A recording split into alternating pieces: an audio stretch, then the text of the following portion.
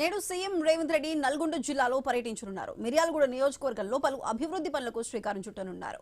200 కోట్ల రూపాయలతో నిర్మించనున్న young India integrated residential school కు సీఎం శంకుస్థాపన చేయనున్నారు. మహిళా సంఘాలకు వడ్డీ లేని రుణాలను పంపిణీ చేయనున్నారు.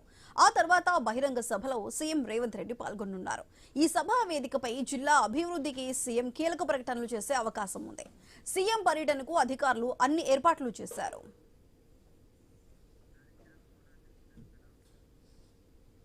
సీఎం రేవంత్ నల్గొండ జిల్లా పర్యటనకి సంబంధించి పూర్తి అప్డేట్స్ మా ప్రతినిధి కిరణ్ అందిస్తారు. కిరణ్, చెప్పండి, నల్గొండ జిల్లాలో సీఎం రేవంత్ షెడ్యూల్ ఏ విధంగా ఉండబోతుంది? అక్కడ జరగబోయే బహిరంగ సభలో ఏ అంశాలకి సంబంధించి చర్చించబోతున్నారు? సుధా, ముఖ్యమంత్రి రేవంత్ రెడ్డి నేడు నల్గొండ జిల్లా మిర్యాలగూడలో షెడ్యూల్ ఉంది. అయితే ఈ 1000 కోట్ల నిధులతో అభివృద్ధి పనులకు ఆయన శంకుస్థాపన చేయనున్నారు.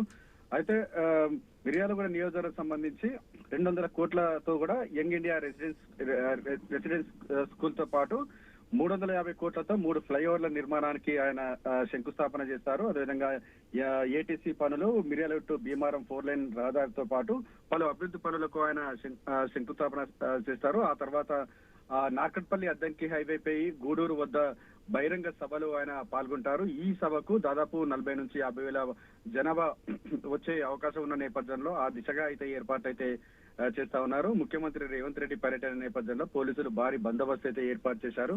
ముందస్తుగా కూడా ఇటు బీఆర్ఎస్ అదేవిధంగా బీజేపీ నేతలను కొంతమందిని పోలీసులు అరెస్టులు చేస్తా ఉన్నటువంటి పరిస్థితులు అయితే ఉన్నాయని చెప్పొచ్చు.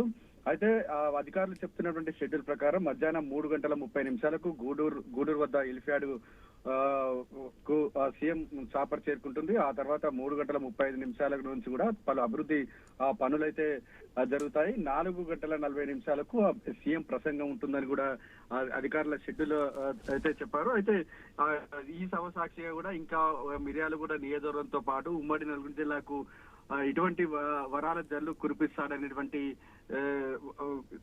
కూడా ప్రజలు చాలా ఆసక్తిగా ఎదురు చూస్తున్నారు. Sudha. Right Kiran, thank you.